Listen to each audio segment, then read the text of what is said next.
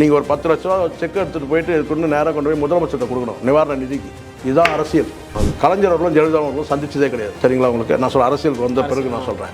ஆனால் முதலமைச்சர் மு.க. ஸ்டாலின் கேட்டால் நிவாரண நிதியை கொண்டு போயிட்டு எங்கே கொடுத்தாரு? முதலமைச்சர் அலுவலகத்துக்கே கொண்டு போயிட்டு இந்த அம்மா வந்து எழுந்து அந்த செக்கை வாங்கிக்கிட்டு அப்பா எப்படி இருக்கிறாருன்னு கேட்டாங்க. அது அரசியல் நாகரிகம். சீமான் வந்து அரசியல் தப்பாக பண்ணிட்டாரு, தப்பாக பேசுகிறாரு. இவருடைய பேசுகிற விளைவு கட்சி காணாமல் போய் கரைஞ்சிட்டு இருக்குது.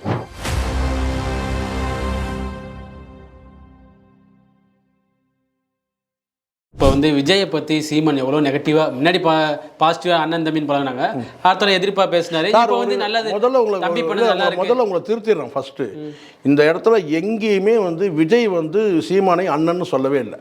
அப்படிதான் ஆதாரம் காட்டுங்க. நான் சொல்ல வருதுன்னு கேட்டேன், எங்கே சொல்லியிருக்கிறார்? சீமானை குறித்து அவர் பேசுறது சொல்லுங்க. மாநாட்டிலே பேசியிருக்காரா இல்லை வேற எங்கேயாவது நீங்கள் சொல்லுங்க. எந்த இடத்துல வந்து பார்த்தீங்கன்னா சார் ஒரு ஜென்ரலாக ஒரு விஷயம், சகோதரன்றது ஜென்ரலாக வந்து பார்த்தீங்கன்னா நான் கூட உங்களை சொல்லலாம், நீங்கள் என்ன சொல்லலாம். நான் வந்து உங்கள் அப்பா வயசாக கூட நான் இருக்கலாம், ஆனால் சகோதரன் சொல்லலாம். தாத்தா வயசாக கூட பார்த்தீங்கன்னா சகோதரர், அது காமன் வார்த்தை. இவர் வந்து எதுக்காகனா நீங்கள் தம்பி அண்ணன் சொல்றீங்களா, அப்படியான உறவு வந்து அரசியலில் யாரும் கிடையாது. இங்கே அண்ணான்னா அண்ணாதுரை மட்டும்தான் அண்ணா தமிழ்நாடு அரசியலில். எது நீங்கள் ஏற்றுக்கிறீங்க கேட்டால் அண்ணான்னா பளிச்சுன்னு யார் ஞாபகம்னா அண்ணான்னு சொன்னால் அண்ணாதுரை தான். அதுதான். நீங்கள் வேறு யாரும் அண்ணா கிடையாது அரசியலில். நீங்கள் இங்கே அண்ணன் தம்பிலாம் இங்கே கிடையவே கிடையாது. நீங்கள் அண்ணன், நீங்கள் உங்களை நீங்கள் தம்பி நீங்கள் சொன்னீங்கன்னா அவர் உங்களை அண்ணன் சொல்லி ஏற்றுக்கணும். இது வரைக்கும் அப்படி ஏதாவது விஜய் சொல்லியிருக்கிறா கேளுங்க. ஏற்றுக்கல. அப்போ நீங்களே வந்து அண்ணன் தம்பி உறவு இருந்துச்சு, அண்ணன் தம்பி நீங்களே சொல்லிக்கிறீங்க.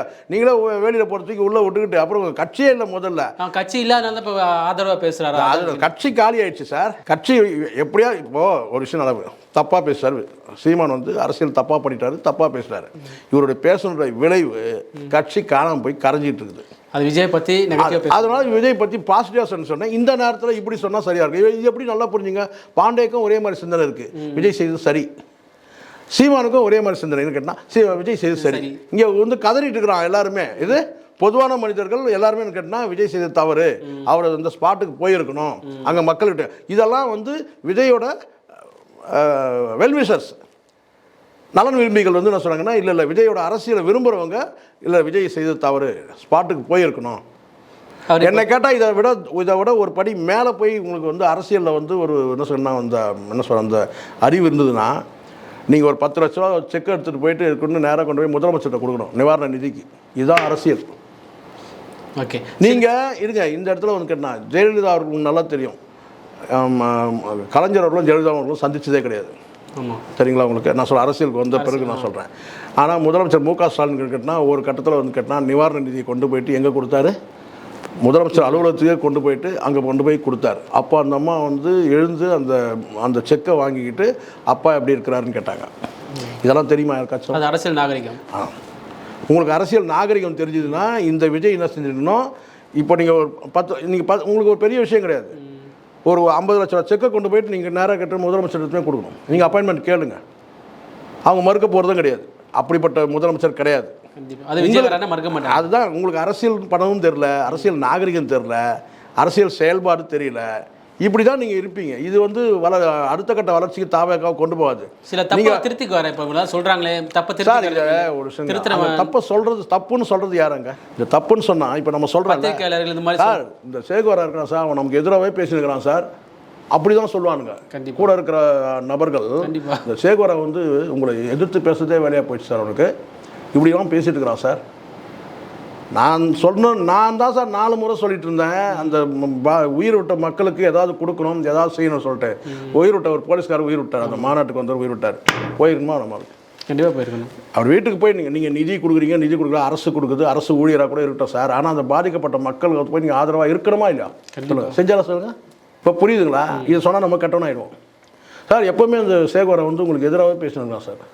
சரி, அவன் நம்ம பசங்களை விட்டு அவன் வண்டியில் போகும்போது 2 தட்டி விடுங்க. திருத்தலாம் மாட்டான். சேகுவரா எந்த பக்கம் எந்த ரூட்டில் போகிறான்னு பார்த்து என்ன நம்ம பசங்களை விட்டு சொல்லுங்கள், 2 தட்டு பண்ணுவாங்க. வேறு எல்லாம் பண்ணுவானுங்க சார். நீங்கள் வேறு ஒன்று, நாம தான் இங்கே விமர்சனம் பண்ண நமக்கு தெரியாதா? இவங்க எல்லாம் பண்ணுவானுங்க. எதிர்த்து பேசக்கூடாது. எதிர்த்து பேசினா இதெல்லாம் பண்ணுவானுங்க. நான் சொல்லுங்க, கேட்கணும் நல்லது தான் நம்ம சொல்லுவோம். தப்புனா தப்புன்னு சொல்லணும் சார். அவன் தான் பத்திரிகைக்காரன். சும்மா இது வந்து சாதகமாக பேசுகிறதெல்லாம் வச்சுக்கூடாது. இதெல்லாம் சாதகம்லாம் கிடையாது. தவறுனா தவறு, யாருனாலும் தவறு. நீங்கள் நம்ம இங்கே வந்து அரசு விமர்சிக்கிறியா? இந்த 2 ஹாஸ்பிட்டலில் 2 சம்பவம் நடந்தவன்னு கேட்டால் வந்து மா சுப்பிரமணியத்தை விமர்சனம் பண்ணலையா? நம்ம நிர்வாகம் சரியில்லை சொல்லலையா? நம்ம ஆட்சி அதிகாரத்தில் சொல்லியா? இதே வந்து பொன்முடியை வந்து பார்த்தீங்கன்னா வந்து ஓசியில் போட சொல்லி விமர்சிக்கலையா? நம்ம தப்புனா தப்புன்னு சொல்லுவோம்.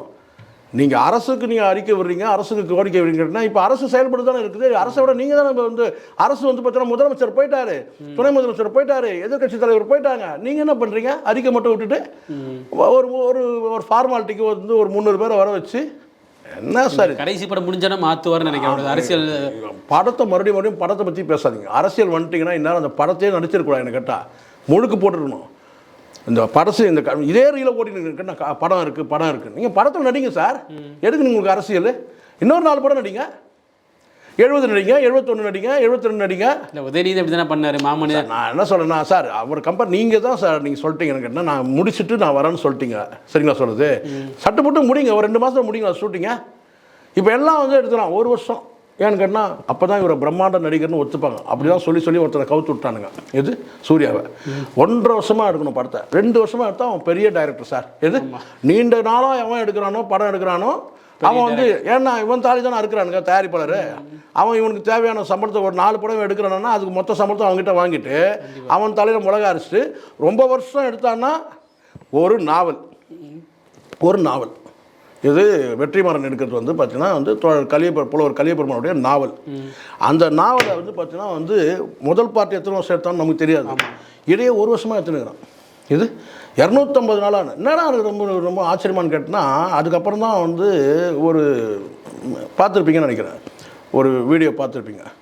அங்கே போய் அந்த பகுதியில் வந்து அந்த ஷூட்டிங்கை போய் விவசாயம் பண்ணாராம். ஒரு வித்தியாசமான ஒரு விவசாயம் நாற்று நடுறதுல. அந்த முறையை வந்து யூடியூப்பில் பார்த்து அங்கே இருக்கிற மக்களுக்கு இப்போ புரியுதுங்களா ஏன் 250 நாள் ஆச்சுன்னு. படம் எடுறான்னு சொன்னாக்கா படம் கேட்டால் பயிரே வளர்ந்துச்சு. இது படம் வளரல. படம் வந்து பார்த்தீங்கன்னா இப்போ தான் இன்னும் வரல. இன்னும் 20 நாள் ஷூட்டிங் இருக்கான். அதுக்குள்ளே வந்து பார்த்தீங்கன்னா அங்கே வந்து விவசாயம் பண்ணியிருந்தால் அப்போ வந்து தயாரிப்பாளர் என்ன ஆகும் யோசிச்சு பாருங்கள். எல்லாமே இப்போ வந்து பிரம்மாண்ட இயக்குனர் இந்த வெற்றிமாறன் இவங்கெல்லாம் என்னன்னு கேட்டிங்கன்னா பெரிய டைரக்டராக தான் என்ன தெரியுங்களா குவாலிஃபிகேஷனை சொல்லிடுறேன். இந்த இடத்துல சம்மந்தமே இல்லை தான் இருந்தாலும் சொல்லிடுறேன். அந்த காணொலிக்கும் இதுக்கும் சம்மந்தம் இல்லை இருந்தாலும் சொல்லிடுறேன். கேட்டால் நீங்கள் வந்து சாதி வச்சு படம் எடுக்கணும், இல்லைன்னா மதம் வச்சு மதத்துக்குள்ளே சாதி இருக்குது. ஸோ சாதி மதம் எடுக்கணும், இல்லைன்னா பேய் படம் எடுக்கணும். பேய் படம் இதுதான் இவங்க இப்போதைக்கு நம்மக்கிட்ட இருக்கிற நமக்கு. ஆமாம் அதெல்லாம் விட்டுருங்க. அதெல்லாம் சார் இதெல்லாம் யார் இந்த இந்த அமரன் படத்தை சொல்கிறீங்கள அந்த இயக்குனருக்கு பழக தெரியல சார். நிஜமாக தான் அந்த ஆளுக்கு தெரியல. ஈஸியாக ஒரு மாதத்தில் போயிட்டு நேராக எங்கேனா ஒரு இடத்துக்கு போயிட்டு வந்து அரண்மனை 1, 2, 3, 4 எடுக்கிறத விட்டுட்டு போயிட்டு வந்து ஆர்மி இதெல்லாம் எடுத்துக்கு பழக தெரியல பாவம். நிஜமாக சொல்கிறேன். இதே நீங்கள் சுந்தர்சிக்கிட்ட போனேன்னு வச்சிங்களேன் அரண்மனை 1, 2, 3, 4 கடைசியாக ஒரு குத்தாடத்துக்கு இருக்க குஷ்பு ஆடை விட்டு படத்தையே முடிச்சுருப்பான். அவ்வளோதான். இதை வந்து பாவம் தெரில. அவளை வந்து பார்த்தீங்கன்னா வந்து ஆர்மியில் போய் கஷ்டப்பட்டு ஒருத்தருடைய வாழ்க்கை வரலாறு எடுத்து ஒரு தியாகத்தை எடுத்து நீங்கள் பாசிட்டிவாக சொல்கிறீங்களா? பின்னா வேறு ஏதோ சொல்லிவிடுவேன் நான். படத்தை என்னன்னு கேட்டால் ஒன்று சாதியை பிடிச்சி தொங்குறானுங்க. இது சாதியை பிடிச்சி தொங்குறானுங்க. இல்லைன்னா வந்து கேட்டால் உடனே இப்படி எடுத்துக்க வேண்டியது பேய் பிசாசு. அவனை இருக்கிறான் கொஞ்ச நாள் கம்முனுக்குறான். வந்தால் என்ன தெரில அந்த லாரன்ஸ் இது அவன் தரும் பேய். ஆமாம் வந்து அதாவது காஞ்சனா 1, 2, 3, 4, 5 வருஷம் இருக்கும். அவங்க என்னன்னு தெரியல கொஞ்ச நாள் ஆளுக்கு அதான் வருஷம் போச்சு. இப்போ ரஜினி படம் சந்திரமுகி 2 பண்ணுறது அதான் சொல்கிறேன். இவனுக்கு சரக்கு இல்லாதவனுங்க சார். இவனுங்க புரியுதுங்களா? சரக்கு உள்ளவங்க நான் நீங்கள் நாவலை எடுங்க சார். வெற்றிமாறன் வந்து உண்மையிலே எடுத்திருக்கிற வந்து கான்செப்ட் பெருமைக்குரிய விஷயம். புலவர் கலியபெருமானுடைய அந்த வாழ்க்கை வந்து எடுத்ததுன்றது சாதாரண விஷயம் எடுத்துங்க. ஆனால் நீங்கள் எடுத்து சட்டு புட்டுன்னு முடிச்சு வந்து படத்தை போகிறோம். அதை விட்டுட்டு அங்கே போன நான் நாற்று நட்டேன், பயிர் வச்சேன். ஒரு 250 நாள் 300 நாள் எடுத்துப்பீங்களா ஒரு நாவலுக்கு? சொல்லுங்கள் பார்க்கலாம். அங்கேயும் நீங்கள் கொண்டு வந்து ஒடுக்கப்பட்டவர் நசுக்கப்பட்டவன்றீங்க. தோழர் கலியபெருமாள் வந்து கேட்டிங்கன்னா ஒட்டுமொத்த மக்களுக்கான தலைவர், ஒட்டுமொத்த தமிழ் தேசிய மக்களுக்கான தலைவர் தவிர ஒரு குறிப்பிட்ட மக்களுக்காக கிடையாது. இங்கே படிப்பறிவு இல்லாத மக்கள் எல்லாருமே ஒடுக்கப்பட்ட மக்கள், ஏழை எளிய மக்களுக்காக பண்ணவர் தான். நீங்கள் குறிப்பிட்டு ஒடுக்கப்பட்ட மக்கள்னால அது அர்த்தம் வேறு மாதிரி ஆகிடுது. Okay sir. அப்போ தான் ஒடுக்கப்பட்ட மக்கள் மாதிரி எடுத்து வந்து கேட்டால் அவனை ஒடுக்கிட்டாங்க ஒரு வழியாக. அவன் கேட்டிங்கன்னா அடுத்த படம் எடுக்கிறதுக்கு அவன் எடுப்பானா எடுக்கலையா இல்லை எடுத்துன்னு இருக்கிறானான்னு தெரியவே இல்லை. தங்கலான் படத்தில் உழைப்பு பல பேருடைய உழைப்பு வீணாக போச்சு. நான் வந்து இங்கே யாரையும் கேலியோ கிண்டலோ பண்ண நோக்கம் இல்லை சார். நான் வந்து ஒரு யதார்த்தமாக ஒரு விஷயத்த சொல்ல வரேன். நீங்கள் அதிகபட்சம் ஒரு 6 மாதத்துக்குள்ளே எடுங்க. பார்ட் 1 பார்ட் 2 எடுத்திங்கன்னா அப்போ தான் எங்களுக்கு ரீகால் பண்ண முடியும். நீங்கள் ஒரு 2 வருஷம் கழிச்சு நீங்கள் எடுத்தீங்கன்னு வச்சிங்கன்னா நாங்கள் அந்த படத்தை ஞாபகப்படுத்துறதுக்கு நாங்கள் மறுபடியும் இன்னொரு தடவை போய் பார்க்கணும் அந்த படத்தை. 1லேருந்து பார்க்கணும். ஆமாம், அதுலேருந்து பார்க்கணும்.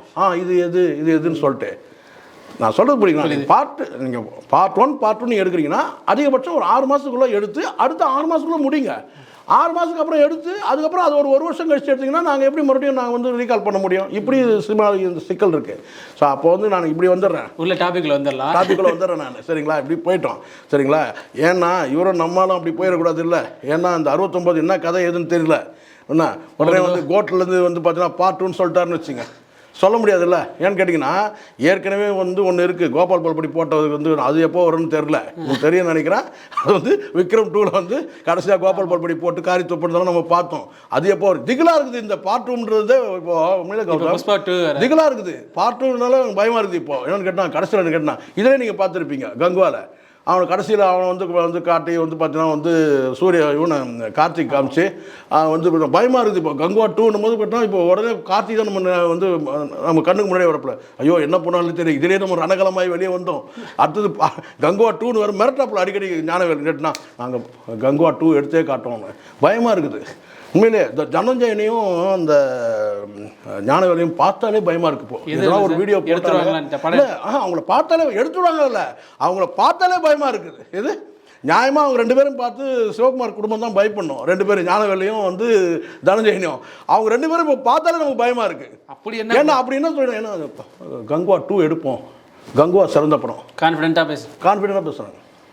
அது வீழ்த்தந்து 2 நடிகர்களுடைய ரசிகர்கள் தான் வீழ்த்திட்டாங்க. இதுவே ஒரு பலவீனம், சூர்யாவுக்கு பலவீனம். மகா கலைஞர் சூர்யா ஒழுங்காக பயன்படுத்தாமல் விட்டீங்க. ஒரு பெரிய என்ன சொன்ன கேட்டால் வந்து கையில் கடைஞ்ச பொக்கிஷத்துக்கு காவலை போட்டிங்க. அப்புறம் வந்து பேசினுறானுங்க. இல்லை அவங்க நல்லா பண்ணியிருக்காங்க. ஆனால் தமிழ் செட் ஆகணும். ஆனால் இவனுக்கு கம்மன் நிம்மதியாக அந்த ஞானவேல் கிட்ட வந்து இந்த ஜனஜன் கிட்ட வந்து தனியாக வந்துட்டாலே போதும். சூர்யா இது கூடவே இருக்குன்னா ஜோதிகா வந்து பார்த்தீங்கன்னா வெறும் மனைவியாக மட்டும் வச்சுட்டு இது வச்சுட்டு சொன்னாலும் பிரச்சனையாடா. மனைவியாக மட்டும் மனைவியாக மட்டும் இருக்கிற மாதிரி பார்த்துக்கிட்டு சரிங்களா, சுயமாக சிந்திச்சாலே போதும். எவ்வளோ வந்து பார்த்தீங்கன்னா சார் இன்றைக்கும் நான் சொல்ல சார், சில படங்கள்லாம் சூர்யா தவிர வேறு யாரும் நடிக்க முடியாது, அப்படியான படங்கள்லாம் இருக்குது. அப்படியே வந்து ஒரு ஒரு ஒரு அட்வொகேட் எப்படி இருப்பாங்க, ஜெய்பீம் எப்படி இந்த படம் சார்